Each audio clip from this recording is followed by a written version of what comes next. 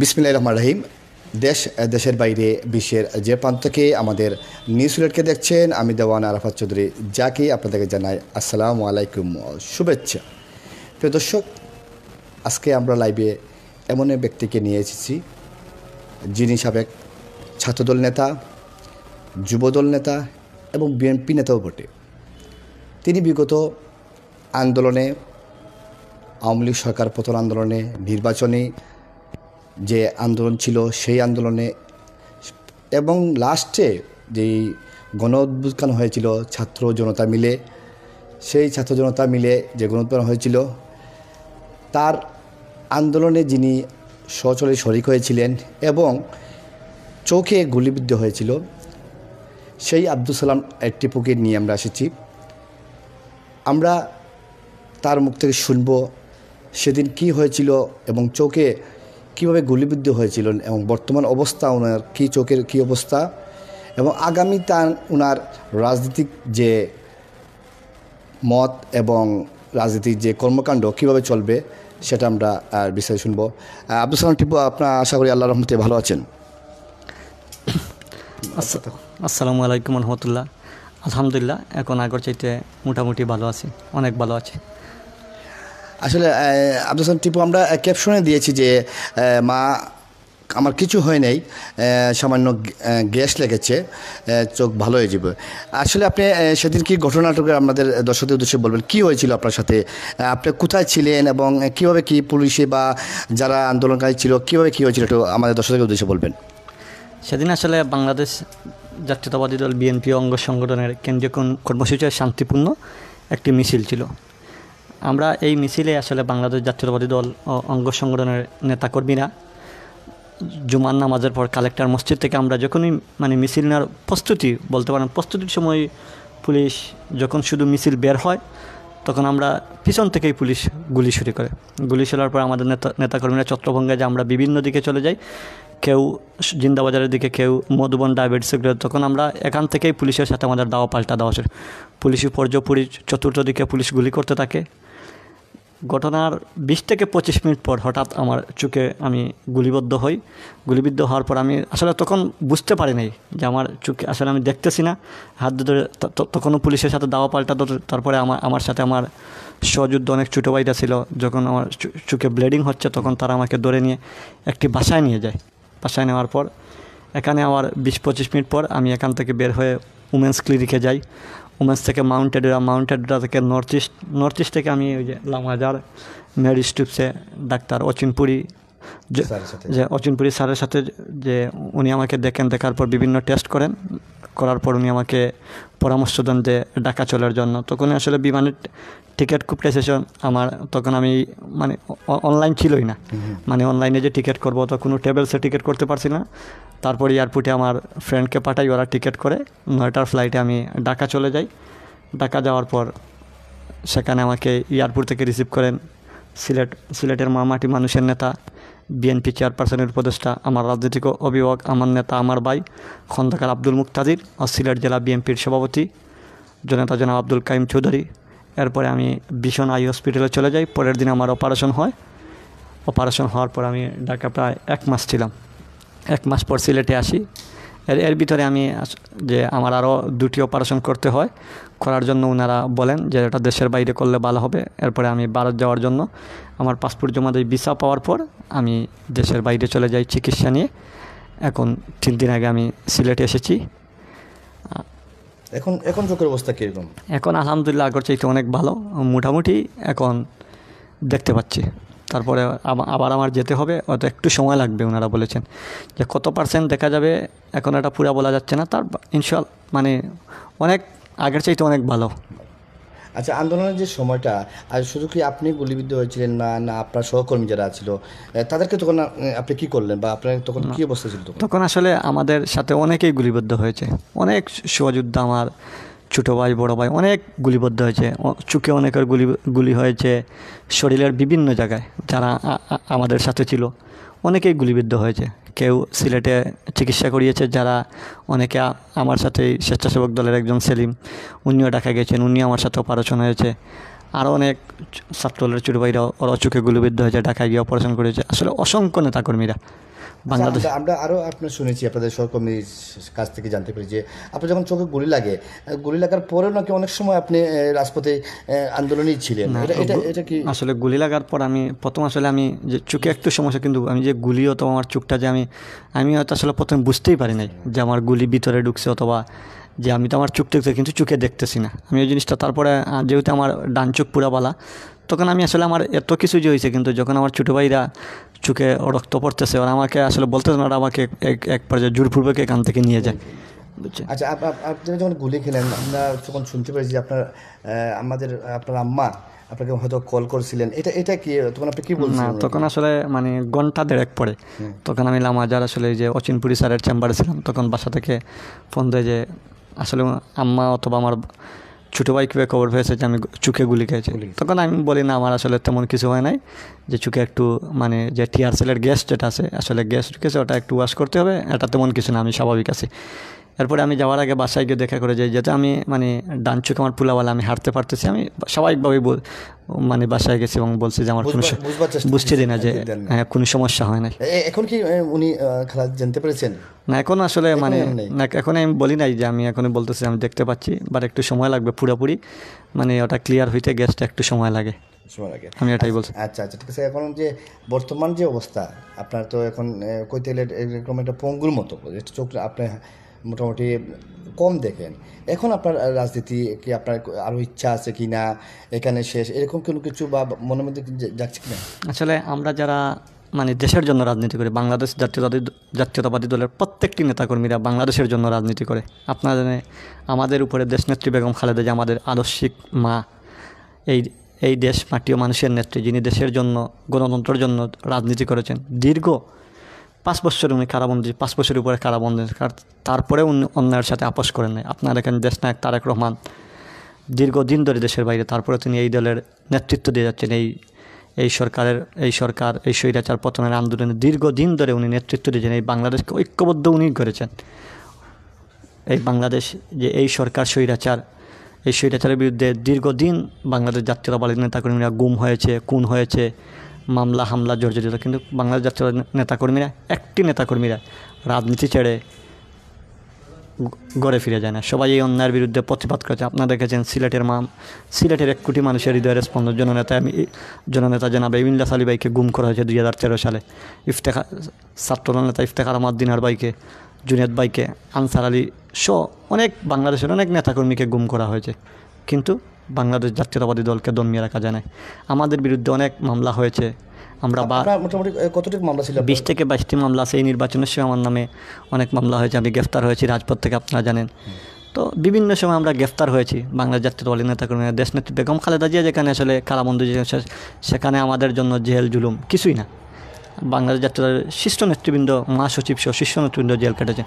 দীর্ঘ 16 বছর আমরা ওই স্বৈরাচারের বিরুদ্ধে আন্দোলন করতে গিয়ে নির্যাতন, নিপীড়ন, শুধু আসলে আমরা যারা এই দল করি, এই দলের শুধু নেতাকর্মী না, আমাদের পরিবার পর্যন্ত নির্যাতিত হয়েছে প্রশাসনিক। এরকম কোনো একটা ঘটনা আপনি বলতে পারবেন আপনারা কি না পেয়ে বা আপনার ফ্যামিলি হ্যারাসমেন্ট হয়েছে? আসলে অনেক দিন রাতে আমি যখন বাসায় মানে প্রশাসন আমাদেরকে যখন আন্দোলন সংগ্রাম হইতো তখন আমরা বাসায় থাকতাম না, কিন্তু অনেক সময় প্রশাসন আমাদের বাসায় এসে পুলিশ রাতকে 2টা-2:30টার সময় অনেক সময় আমাকে গ্রেফতারের জন্য বাসা আসে, না পেয়ে পরিবারের সাথে খারাপ ব্যবহার, এটা অহরহ, এটা হিসাব নেই। আচ্ছা, আপনারা যারা আহত হয়েছেন আপনি সহ, আপনাদের সিলেট জেলা এবং মহানগর বিএনপি বা আপনাদের বিএনপি পরিবার কীরকম আপনাদেরকে সহযোগিতা বা কীরকম আপনাকে এগিয়ে এসেছে একটু?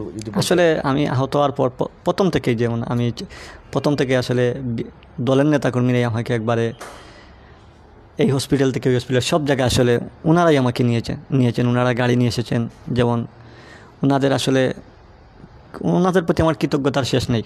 আমি ঢাকায় যাওয়ার পর বিএনপি চেয়ারপারসনের উপদেষ্টা, সিলেটের আসনের মাটি ও মানুষের নেতা খন্দকার আব্দুল মুক্তাদির ভাই, সিলেট জেলা বিএনপির সভাপতি আব্দুল কাইম চৌধুরী, ওনারা আসলে আমাকে প্রথম দিন থেকে খোঁজখবর নেন। এরপরে বিএনপি চেয়ারপারসনের উপদেষ্টা সাবেক মেয়র আরিফুল হক চৌধুরী, উনিও সবসময় খোঁজখবর। জেলা বিএনপির সাবেক সভাপতি আবুল কার চৌধুরী শামীম, জেলা বিএনপির সাধারণ সম্পাদক অ্যাডভোকেট ইমরান আহমদ চৌধুরী, জেলা বিএনপির সাবেক সাধারণ সম্পাদক আলী আহমদ চৌধুরী, মহানগর বিএনপির ভারপ্রাপ্ত সদস্য মিফতা সিদ্দিকী, মহানগর বিএনপির সাধারণ সম্পাদক এমদাদ হাসান চৌধুরী, সবাই আসলে যুবদল, ছাত্রদল, সবাই আন্তরিক ছিল। সবাই স্বেচ্ছাসেবক, সর্বোচ্চ ওনারা আমার খোঁজখবর, সর্বোচ্চ আমার পাশে থেকেছেন এবং দেশের বাইরে বাংলাদেশ জাতীয়তাবাদী দলের প্রত্যেকটি নেতাকর্মীরা আমার খোঁজখবর নিয়েছেন। এবং আসলে আমি আহত হওয়ার পর প্রথমে আমাকে গাড়ি নিয়ে আসছেন জেলা বিএনপির যুগ্ম সম্পাদক ব্যারিস্টার সে হকবের ছেলে আমাকে গাড়ি নিয়ে আসলে বিভিন্ন ক্লিনিকে আমাকে ব্যারিস্টার আদনান নিয়ে গেছে। আসলে সবাই আমার জন্য মানে সর্বোচ্চ যেটা বলা যায় যে শুধু আমার জন্য নয়, আরও যারা আহত হয়েছে তাদের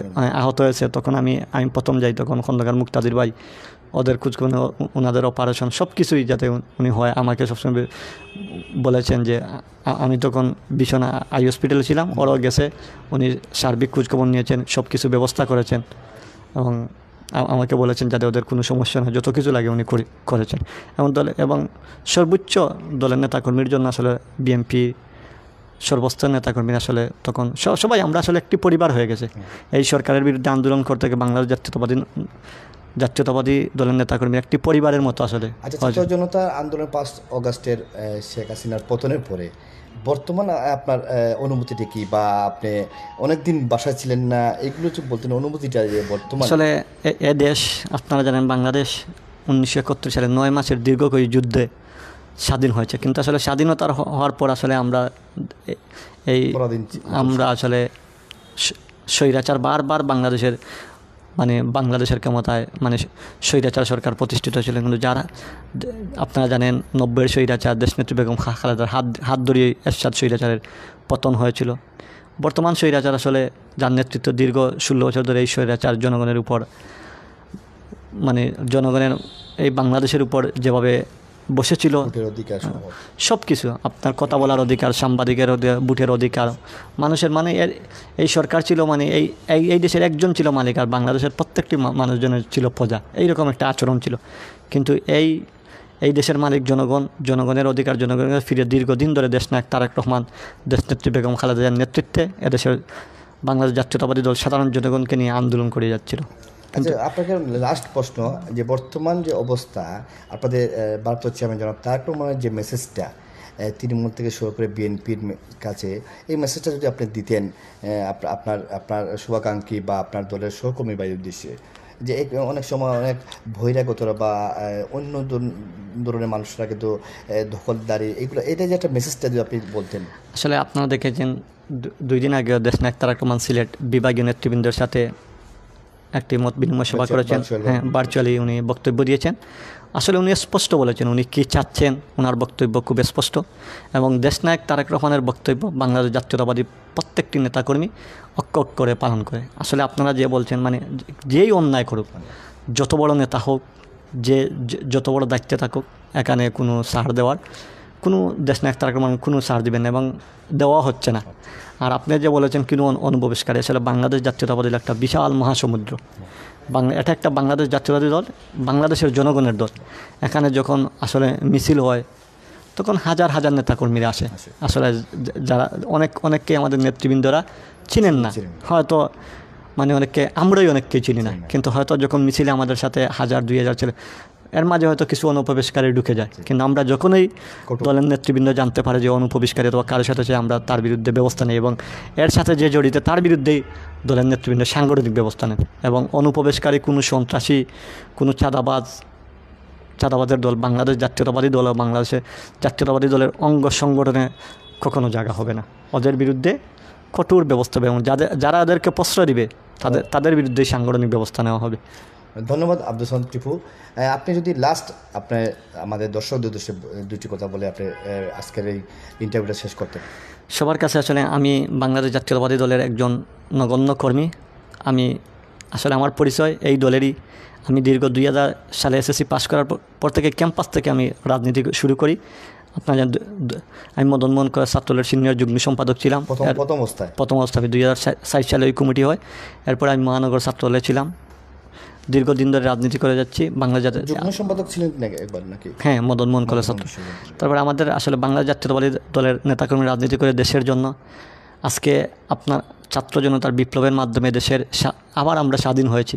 এই স্বাধীনতাকে রক্ষা করার জন্য বাংলাদেশ জাতীয়তাবাদী প্রত্যেকটা নেতাকর্মী দেশের জন্য কাজ করে যাব। আমরা যে অবস্থা আছে কাজ করে যাব এবং আমি বিশ্বাস করি বাংলাদেশের জনগণ আমরা যে স্বাধীনতা পেয়েছি, একটা কথা যে স্বাধীনতা অর্জনের চেয়ে স্বাধীনতা রক্ষা করা কঠিন, যাতে আমরা সবাই বাংলাদেশের প্রত্যেকটি নেতাকর্মী, যাতে বাংলাদেশের জনগণ যাতে এই স্বাধীনতা রক্ষার জন্য আমরা সবাই ঐক্যবদ্ধ কাজ করি। বাংলাদেশ জাতীয়তাবাদী দলের প্রত্যেকটি নেতাকর্মীর কাছে আমাদের আহ্বান থাকবে, অনেক রক্তের বিনিময়ে 1971 সালে স্বাধীন হয়েছে, আবার আমরা অনেক রক্তের বিনিময়ে গুম খুনের নির্যাতনের পরে আমরা আবার আমাদের স্বাধীনতা ফিরে পেয়েছি। এই স্বাধীনতা যাতে কলঙ্কিত না হয়, আমরা যারা রাজনীতি করি সবাই যেন সেই বিষয়ে সোচ্চার থাকি। আমরা যদি সচেতন হই, ইনশাল্লাহ বাংলাদেশ আর কখনো পথ হারাবে না। ইনশাল্লাহ দেশনায়ক তারেক রহমানের নেতৃত্বে বাংলাদেশ তার হারানো গৌরব ফিরে পাবে বলে আমি বিশ্বাস করি।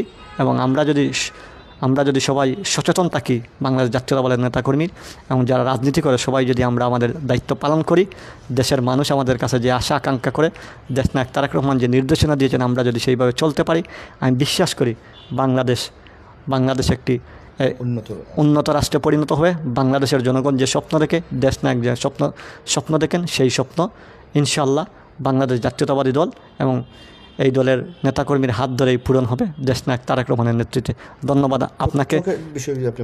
আমার আসলে আপনারা সবাই এখন চোখের অবস্থা আগের চাইতে অনেক ভালো আলহামদুলিল্লাহ, এবং আপনাদের দোয়া আমি আসলে বলি বিফলে যায় নাই। আমি বিশ্বাস করি আল্লাহ পাক রব্বুল আলামিন মানুষ আসলে যদি কেউ মন থেকে, আর আমি যদি মানুষের জন্য দোয়া করে, আল্লাহ সেই দোয়া করে আমার জন্য এত মানুষ বাংলাদেশ জাতীয়তাবাদী দলের প্রত্যেকটি নেতা, সাধারণ মানুষ যেভাবে আমার জন্য দোয়া করেছেন, তাদের দোয়া আসলে তাদের জন্যই আসলে আমি আজকে অনেক ভালো, এবং আমি বিশ্বাস করি খুব শীঘ্রই আমি পরিপূর্ণ সুস্থ হয়ে আপনাদের পাশেই, আপনাদের জন্যই রাজনীতি করে যাব এবং দেশের জন্য যেন মানুষের কল্যাণে কাজ করতে পারি। এই জন্য আপনারা আমার জন্য সবাই দোয়া করবেন, যাতে আমি সুস্থ হয়ে মানুষের কল্যাণে কাজ করে যেতে পারি, বাংলাদেশ জাতীয়তাবাদী দলের একজন কর্মী হয়ে যেন আজীবন মানুষের কল্যাণে কাজ করতে পারি। ধন্যবাদ আপনাকে, ধন্যবাদ নিউজ সিলেটকে, এবং ধন্যবাদ সবাইকে যারা আমার জন্য দোয়া করেছেন। বাংলাদেশ জাতীয়তাবাদী দলের প্রত্যেক নেতাকর্মীকে হতে আমি কৃতজ্ঞতা জানাচ্ছি, যেভাবে আপনারা আমার পাশে ছিলেন। আসলে সবার নাম বলা সম্ভব না, এত মানুষের ভালোবাসা, এত ফোন, এত বেশি, সবার কাছে আমি কৃতজ্ঞ। সবাই আমার জন্য দোয়া করবেন। আপনাদের এই ভালোবাসা, আপনাদের এই ঋণ আমি কখনো শোধ করতে পারবো না। আমি আপনাদের মাঝেই সারা জীবন এইভাবে আপনাদের ভালোবাসা নিয়ে থাকতে চাই। ধন্যবাদ সবাইকে।